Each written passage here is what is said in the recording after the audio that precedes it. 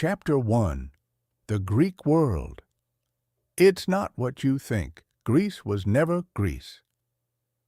Here's the first thing to understand. There was no single ancient Greece.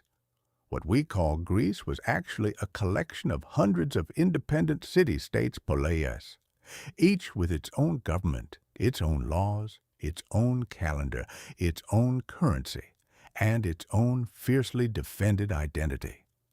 Athens and Sparta were the famous ones, but there were also Corinth, Thebes, Argos, Miletus, Syracuse, and dozens more scattered across the Greek mainland, the Aegean Islands, the coast of Anatolia, southern Italy, and the shores of the Black Sea.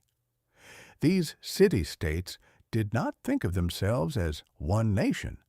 They spoke the same language, more or less dialects varied dramatically, worshipped the same gods, mostly, and shared certain cultural practices. But they also fought each other constantly, enslaved each other's citizens, and formed alliances that shifted like sand. The idea of Greek unity was largely a myth, or at best, an aspiration that only really materialized when facing a common external threat, like Persia. Why does this matter for understanding daily life? Because where you lived determined almost everything about your existence. An Athenian woman lived in near total seclusion, rarely leaving her home. A Spartan woman, trained physically, owned property, and could speak her mind in public. A citizen of a prosperous trading city like Corinth might enjoy cosmopolitan luxuries. A farmer in the Boeotian countryside lived a life little different from his ancestors 1,000 years earlier. Ancient Greek life is really dozens of different lives, lived in dozens of different ways. The city, as the world for most Greeks, the polis wasn't just where you lived, it was your entire world, your identity, and the framework of your existence. To be exiled from your city was considered one of the worst fates imaginable, second only to death. The philosopher Socrates, given the choice between exile and execution, famously chose the hemlock. He could not imagine himself as anything other than an Athenian. The physical structure of a typical Greek city followed a recognizable pattern. At the center was the agora, the marketplace, the public square, the beating heart of civic life. This is where merchants sold their goods, politicians made speeches, philosophers argued, and gossip spread at the speed of sound. Around it clustered temples, public buildings, and the homes of the wealthy. Further out were the neighborhoods of ordinary citizens, craftsmen, and foreigners, and beyond the city walls lay the farmland that fed everyone worked by free smallholders, tenant farmers, and, in many polis, enslaved people. Perched above it all on a rocky outcrop called the Acropolis stood the city's most sacred temples. Athens had its Parthenon, dedicated to Athena. Corinth had its temple to Apollo. These weren't just religious sites, they were symbols of civic pride, statements of identity, and sometimes fortresses of last resort. Every time an Athenian glanced up and saw the Parthenon gleaming on the Acropolis, they were reminded of who they were and what their city stood for. Chapter 2. What a Greek day actually looked like.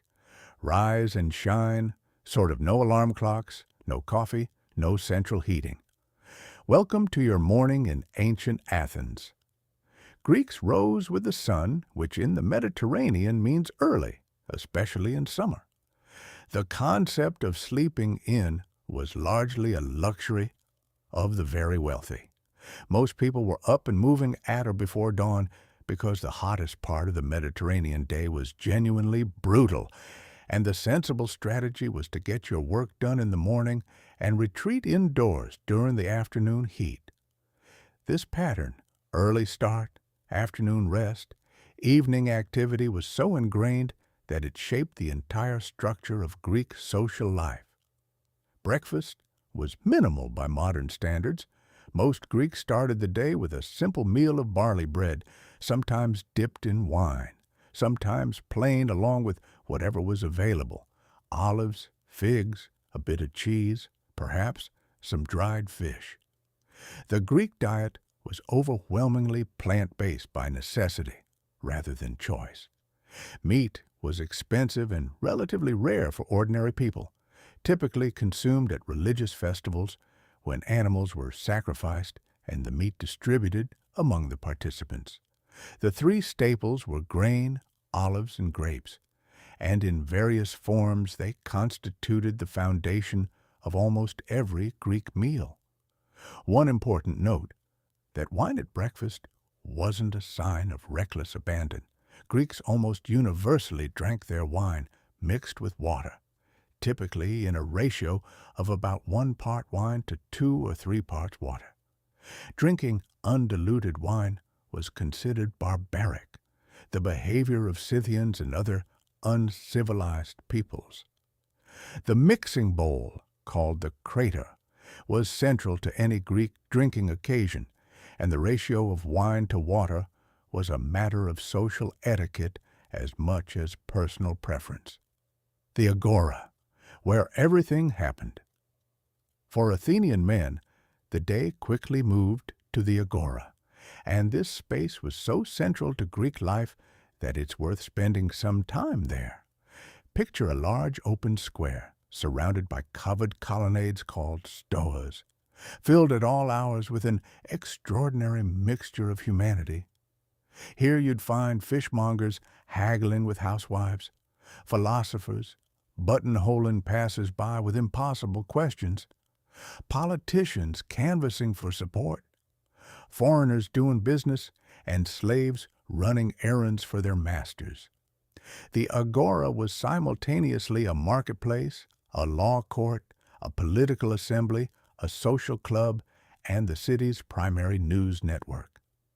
There were no newspapers, no social media, no town criers making official announcements. Well, sometimes town criers, but still. Information traveled by word of mouth, and the agora was where it traveled fastest. If something important had happened, a battle won or lost, a ship arrived from Egypt, a scandal involving a prominent citizen, the agora would know about it before noon. For upper-class men, the agora also served as an informal place of intellectual exchange. The philosopher Socrates famously spent his days wandering the agora, engaging anyone willing to talk with his probing, infuriating, brilliant questions.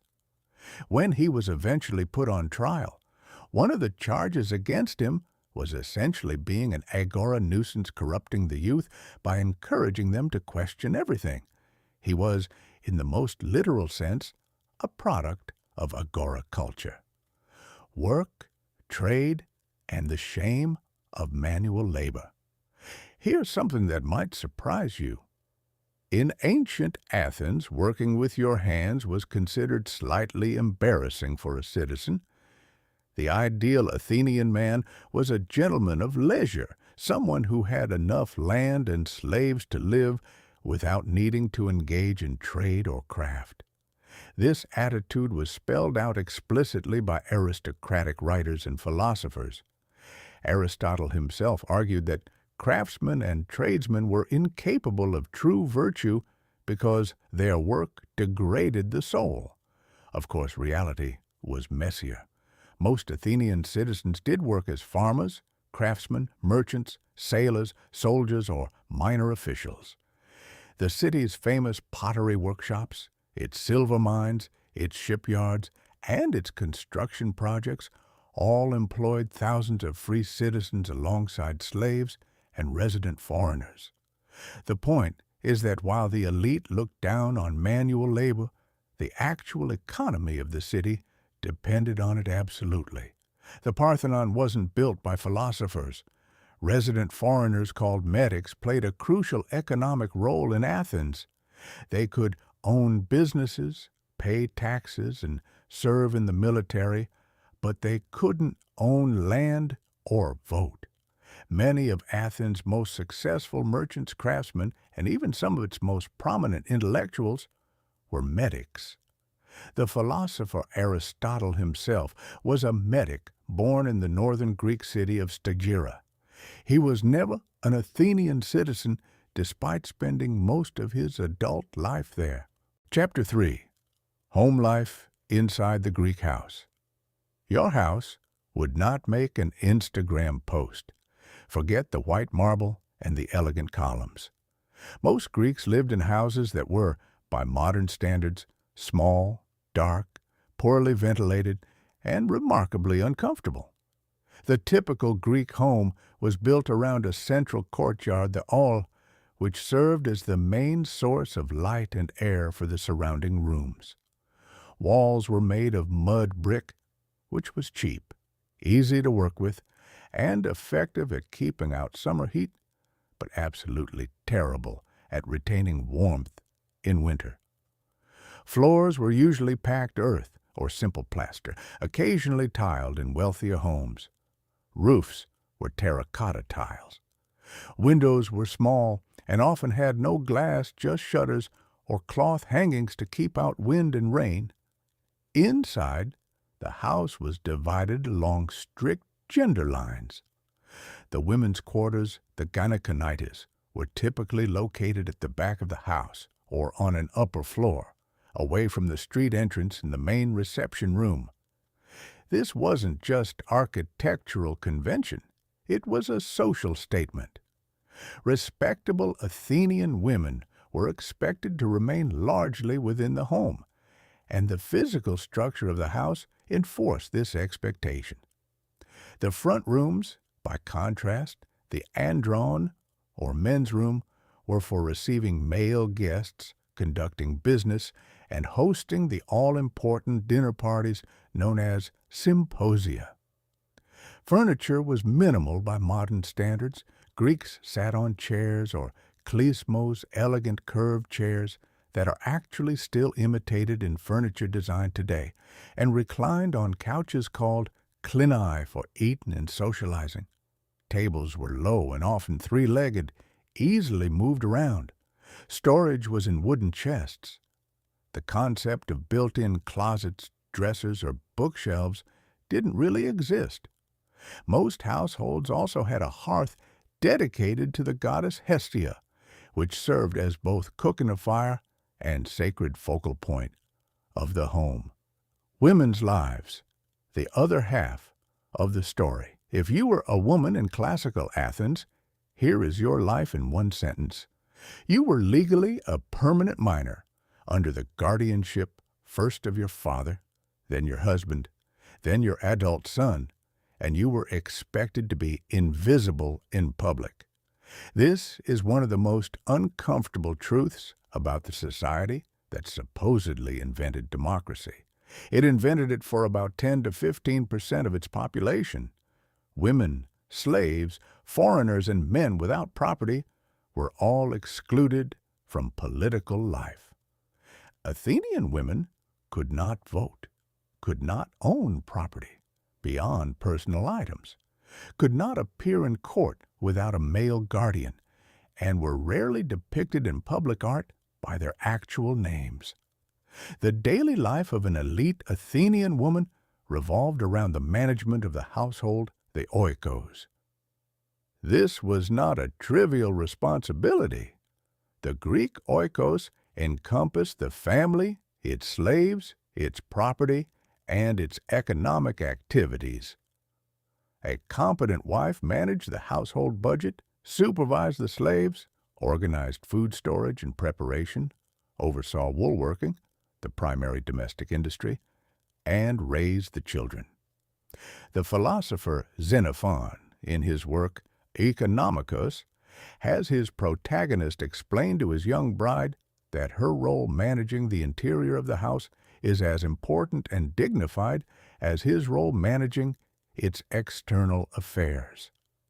It's a more respectful framing than many ancient texts manage, though it still places women firmly inside. Outside the home, women's movements were restricted but not completely prohibited.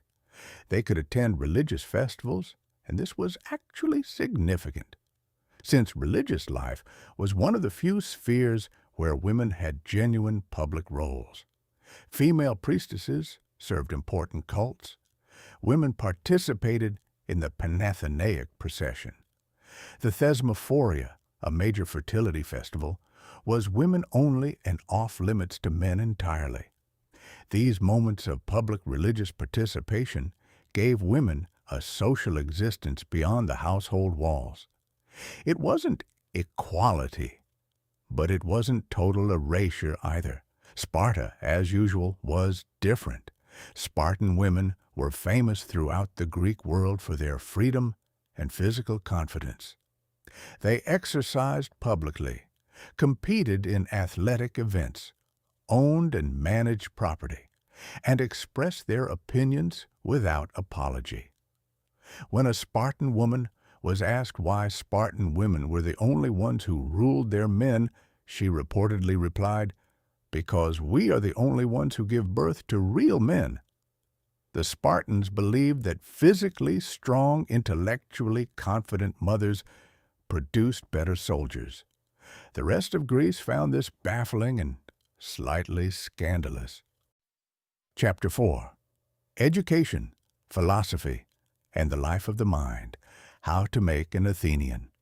If you were a free male citizen of Athens, your education began around age 7, when you were handed over to a paidagogos, a slave, usually an educated one, whose job was to escort you to school, supervise your homework, and generally keep you out of trouble. The word pedagogue comes directly from this figure, which tells you something about how central he was to Greek education. School in Athens was private. There was no state education system, and it covered 3 main areas. First, literacy and literature, which meant learning to read and write, and then memorizing and analyzing the great poets, above all, Homer. The Iliad and the Odyssey weren't just entertainment or mythology. They were the moral and cultural foundation of Greek education. Every educated Greek could quote Homer extensively, and Homeric heroes Achilles, Odysseus, Hector were the role models against which real men measured themselves. Second was music, which was considered essential to the formation of character. Greeks believed that different musical modes, different scales and rhythms had direct effects on the soul. The aulos, a double-piped wind instrument, was considered exciting but morally dangerous. The lyre was noble and character-forming. A proper Athenian gentleman could play the lyre, compose verses, and perform them at a dinner party. This wasn't a hobby, it was a social expectation. Third was physical training gymnastics, which took place in the gymnasium. And here it's worth pausing, because the Greek gymnasium was a very different institution from a modern gym. It was a public facility, usually attached to a park or grove, where men exercised, socialized, debated, and learned. Many of the great philosophical schools were attached to gymnasia. Plato's academy was a gymnasium. Aristotle taught at the Lyceum, another gymnasium. The combination of physical and intellectual training wasn't accidental. Greeks genuinely believed the two were connected, that a sound body and a sound mind developed together. The philosophers. Athens as a thinking machine. At one point in the 5th and 4th centuries B.C., Athens had more world-changing thinkers per square kilometer than any city in history, before or since. Socrates, Plato, Aristotle, Thucydides, Sophocles, Euripides, Aristophanes. They were all there, some of them at the same time, all within walking distance of each other. How did this happen? Partly, it was wealth. The Athenian Empire brought in enormous revenues that funded public life and gave citizens leisure time. Partly, It was the democracy, the culture of public debate, of having to argue your case before your fellow citizens, created an environment where rhetoric and reason mattered. And partly, it was the agora culture we discussed earlier, a city where ideas were the primary currency of social exchange. Socrates is the strangest and most compelling figure of the bunch, not because of what he wrote nothing, but because of how he lived. He walked barefoot, wore the same shabby cloak year-round, and spent his days asking people questions they couldn't answer. His method, what we now call the Socratic method, was to take a claim someone was confident about. Courage is knowing what is fearful, for example, and then ask follow-up questions until the claim collapsed under its own contradictions. He insisted he knew nothing. He drove people insane. He was eventually executed for it at the age of 70. Plato, his student, was everything Socrates wasn't. Aristocratic, polished, a magnificent writer, and deeply interested in constructing systematic answers to the questions Socrates had raised. His dialogues featuring Socrates as the main character are among the most influential texts ever written. His Republic imagines a perfectly just society ruled by philosopher kings. His Symposium explores the nature of love through a series of increasingly elaborate dinner party speeches. Whether you agree with his conclusions or not, the sheer intellectual ambition of what Plato attempted is breathtaking. And then there's Aristotle, Plato's student, Alexander the Great's tutor, and arguably the most comprehensive thinker who ever lived. He wrote systematically on logic, biology, physics, ethics, politics, rhetoric, drama, astronomy, and the nature of the soul. His observations on animal biology were so accurate that they weren't significantly improved upon until the 19th century. His framework for analyzing political systems, cataloging, and comparing the constitutions of over 150 city-states is the foundation of political science. He essentially invented the academic essay as a form. If you've ever sat in a classroom, written an argument, or followed a line of logical reasoning, you are living in a world Aristotle helped build.